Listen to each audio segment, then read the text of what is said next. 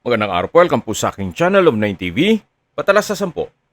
Meron po ba kayong mga properties na napapabayaan or non-performing assets? Plan nyo ibenta, pero wala kayong oras pagbibenta nito. Kung ito'y pagkakatiwala nyo po sa amin, tawag lang po kayo sa aking numero. Usap po tayo, gawan ko po ng video for free. Yes, libre po, wala po kayong babayaran. Tutulungan pa namin kayong mabenta inyong property.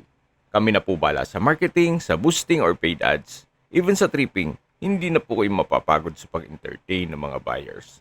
Kami na po bala sa lahat. Tawag lang po kayo. Nandito po tayo ngayon sa Dasmariñas, Cavite kung saan meron po tayong bagong video presentation. Isang commercial property na may lot area na 1,888 square meters. Ito po'y titulado, buhay po ang may-ari kaya wala po kayong magiging problema sa documentation o sa transfer ng title.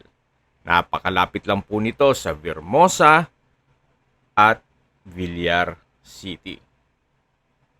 Mamaya po sa dulong parte ng video, pag-usapan natin ang distance, location, travel time at presyo nito.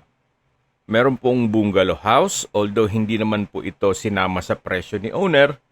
Ibig ko pong sabihin, yung assessment nila sa pagpresyo nito ay hindi na sinama itong old structure. Pero ganun pa man, papakita ko pa rin sa inyo, gawa ng ito'y livable pa naman.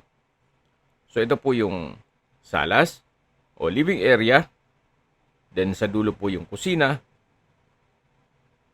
Then dito naman po yung mga kwarto. Hindi lang natin mapasok ito gawa ng meron pong natutulog. So yan po yung pangalawang kwarto. At dito naman po yung dining area at kitchen. Open concept lang po dito. Walang partitions. Dito po yung toilet and bath o banyo at ito naman yung kitchen countertop. May isang kwarto po dito. At dito naman yung access door na papunta sa garahe. Kakasya po dito mga 2 hanggang 3 sasakyan. Balik po ulit tayo dito sa loob. So dito naman po ay meron pong access na gate na papunta sa mga kulungan ng mga aso. Ito po ulit yung kusina. Then dyan po yung banyo. At ito po yung living area o salas. Then yung mga kwarto. Ulitin ko lang po. Baka kasi may mag-comment na luma na ang bahay. Ito po'y hindi na sinama sa pagpresyo ni owner. Kumbaga, they're selling this property as lot only. Kung meron man po kayong nakikitang structure, yan po'y libre na o for free. Then, mula po dito sa main road, yan po yung gate. At ito po yung driveway. Napakalaki pa po ng espasyo sa likod nitong property. Kaya marami po kayong pwedeng i-project dito. Pwede po itong gawing commercial building dito sa harapan. Then dito po sa likod ay pwede pong gawing apartment o resort o events place. Actually, may unfinished structure na po dito sa likod na kung saan yun sana ang plano nila. Resorts and events place. So dito po sa likod ng bahay, yan po yung property, patag na patag, at yan po yung perimeter fence. At kung sakali man po na hanap nyo'y mas malaki pang sukat ng lupa, ito pong katabing parsela ng lupa ay sila din po ang may-ari. May sukat po yan na 1,900 square meters na kung saan pwede rin pong i-for sale yan.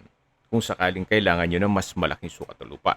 Pero kung sakto lang naman ang budget, gaya nitong 1,888, pwede naman pong ito lang muna. Ito po palang buong 1,888 square meters ay pinagtatlo na. Yung unang parsela po ay 320, yung pangalawa ay 625, at yung sa dulo po ay 625. Meron pong 3 meters right of way, itong binabaybay natin. Lahat po yan ay titulado. Kaya po nasabi ko na 1,888, gawa ng kasama na po yung right of way hanggang dito sa dulo. Ito pong unfinished structure, yan po sana ang gagawin nilang events place.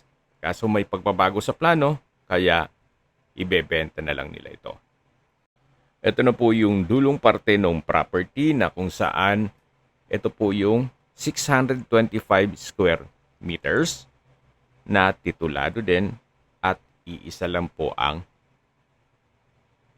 pangalan sa 3 parsela ng lupa.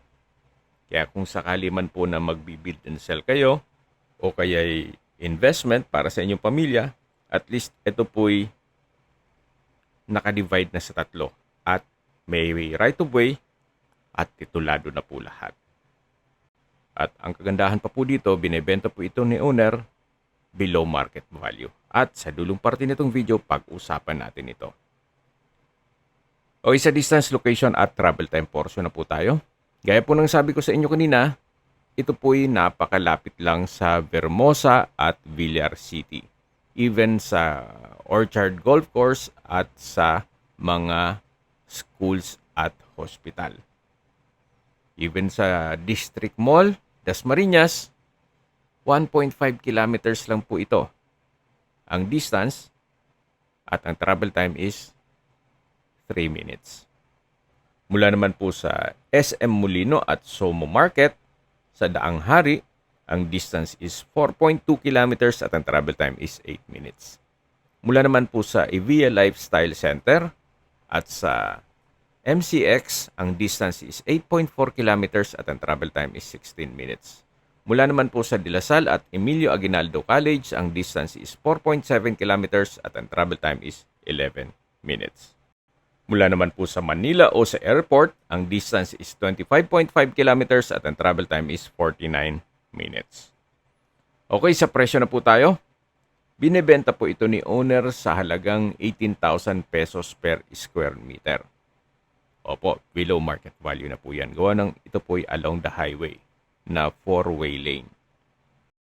Kung may mga katanungan po kayo, tawag lang po kayo sa aking numero. At sa mga kababayan naman natin na sa ibang bansa, meron po akong Telegram. Sa mga iPhone user naman, may iMessage. Meron din pong Imo, Skype, Viber at WhatsApp. Same number lang po, 0917-316-3399.